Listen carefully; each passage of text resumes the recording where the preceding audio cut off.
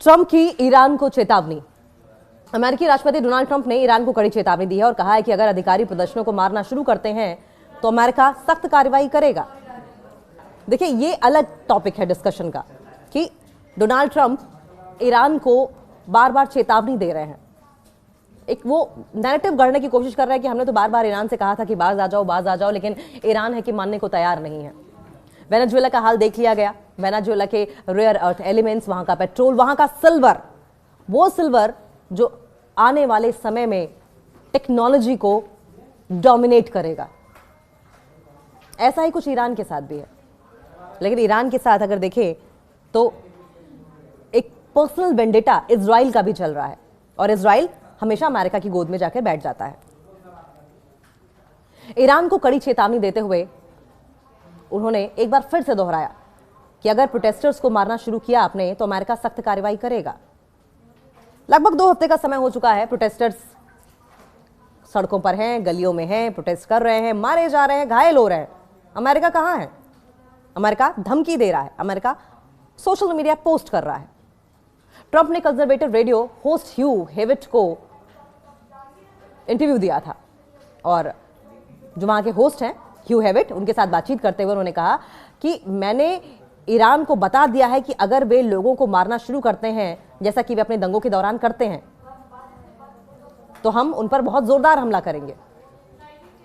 ये अचानक ईरान के लोगों से सिंपैथी क्यों आ गई ट्रंप को? क्योंकि 12 दिन का जब युद्ध छिड़ा था तब इजराइल की ओर से जब अमेरिका अटैक कर रहा था तब वहां के लोग मारे जा रहे थे। तो ये एम्पैथी, सिंपैथी, ये ह्यूमन एंगल, ये इमोशंस कहां थे? ट्रंप की धमकी ऐसे टाइम पर आई है जब ह्यूमन राइट्स ग्रुप्स ने चिंता जताई है। ईरान में जो शासन है वो जिस तरीके से प्रोटेस्टर्स पर गोली चला रहा है इसको लेकर चिंता जताई है और जिस तरीके से लोग मारे गए हैं वहां पर, और कल तक की अगर बात करें तो लगभग 2200 से ज्यादा लोग गिरफ्तार हो चुके थे। इसको लेकर जब चिंता जताई गई तब से ही डोनाल्ड ट्रंप की बयानबाजी और ज्यादा बढ़ गई। अमेरिका के डीप स्टेट को लेकर दुनिया भर में चर्चाएं हो रही हैं। कहा जाता है कि अमेरिका ही दुनिया के कई देशों में यह तय करने की कोशिश करता है कि कौन सत्ता में रहे और कौन नहीं रहे, और इसीलिए कहा जा रहा है कि रजा पहलवी उनकी कठपुतली बनकर यहां आ सकते हैं। आयतुल्लाह खमेनेई, ईरान के सर्वोच्च लीडर, डोनाल्ड ट्रंप के आगे झुकने को तैयार नहीं है। झुकना तो दूर सोच, वो पलटवार करने की बात कर रहे हैं। आयतुल्लाह खमेनेई की ओर से साफ तौर पर यह कह दिया गया है कि ट्रंप ने अगर कोई गलती करी तो वो अमेरिका की आखिरी गलती होगी। तो डोनाल्ड ट्रंप को आयतुल्लाह खमेनेई क्यों रास आएंगे? और यही वजह है कि डोनाल्ड ट्रंप बार बार ईरान को धमकी दे रहे हैं और इसके लिए वो अक्सर पॉलिटिकल वॉरफेयर भी इस्तेमाल करता है और ये पॉलिटिकल वॉरफेयर ईरान में दिखाई दे रहा है क्योंकि वेनेजुएला की तरह वो ईरान के राष्ट्रपति को, मसूद पेजेश्कियान, वहां के सर्वोच्च लीडर को इतनी आसानी से ट्रेस करके, प्लान करके, प्लॉट करके किडनैप नहीं कर सकता, उस देश पर कब्जा नहीं कर सकता। तो जाहिर है कि पॉलिटिकल वॉरफेयर छेड़ दो, लोगों को भड़का दो, हिंसा की आग में जला दो। हर हथकंडा अमेरिका की ओर से अपनाया जाता है। वेनेजुएला की तरह आसान नहीं होगा कि ईरान के सर्वोच्च लीडर आयतुल्लाह खमेनेई को उठा लिया जाए या उनका कुछ नुकसान कर दिया जाए। तो फिर तरीका ये वाला अमेरिका अपना रहा है। ईरान में इन दिनों आंदोलनों का दौर जारी है। राजधानी तेहरान से लेकर सुदूर इलाकों तक देश के supreme leader Ayatollah Ali Khamenei के खिलाफ नारेबाजी हो रही है और इन प्रदर्शनों को लेकर कहा जा रहा है कि ये महंगाई और अर्थव्यवस्था की बदहाली के खिलाफ हो रहे हैं। देखिए, ये सच्चाई है, ये कड़वी सच्चाई है कि ईरान में महंगाई और अर्थव्यवस्था थोड़ी सी डामाडोल हो रही है और इसके खिलाफ प्रदर्शन भी हो रहे हैं। लेकिन जो माहौल बन रहा है, जितना ज्यादा हिंसक माहौल बन रहा है, क्या ये हिंसा का माहौल सिर्फ महंगाई और अर्थव्यवस्था को लेकर है या फिर किसी विदेशी ताकत, किसी बाहरी ताकत के भड़काने के बाद हो रहा है? ईरान की सरकार समेत दुनियावी मामलों के कई जानकार हैं इसके पीछे अमेरिका का हाथ मान रहे हैं। इसकी वजह है कि इन आंदोलनों में कुछ जगहों पर ईरान के निर्वासित क्राउन प्रिंस रजा पहलवी, देखिए रजा पहलवी का जिक्र हुआ, रजा पहलवी के नाम से भी नारे लग रहे हैं। इसके बाद यह भी कयास लगाया जा रहा है कि क्या 46 साल से चले आ रहे ईरान में खमेनेई शासन का अब अंत होने वाला है? आइए ये भी जानते हैं कि रजा पहलवी कौन है। अमेरिका के डीप स्टेट को लेकर दुनिया भर में चर्चाएं हो रही हैं।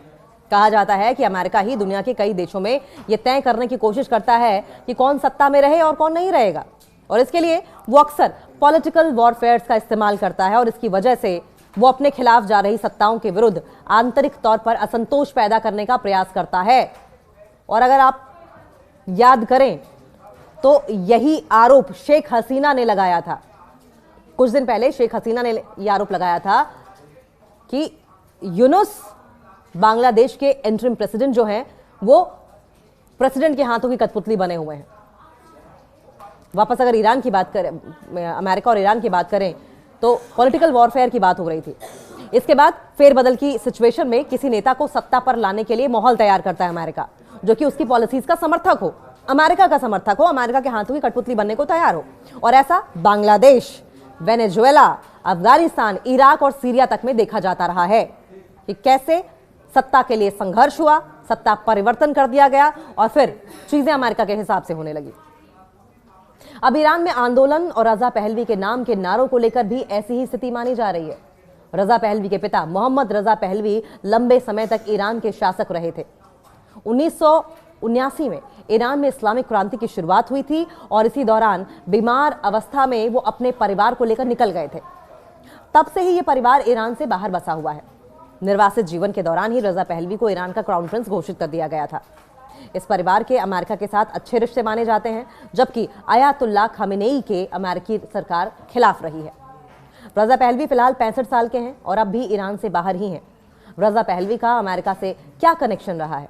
सवाल ये भी, वो मोहम्मद रजा पहलवी के सबसे बड़े बेटे हैं और इसलिए उन्हें उत्तराधिकारी के तौर पर देखा जाता है।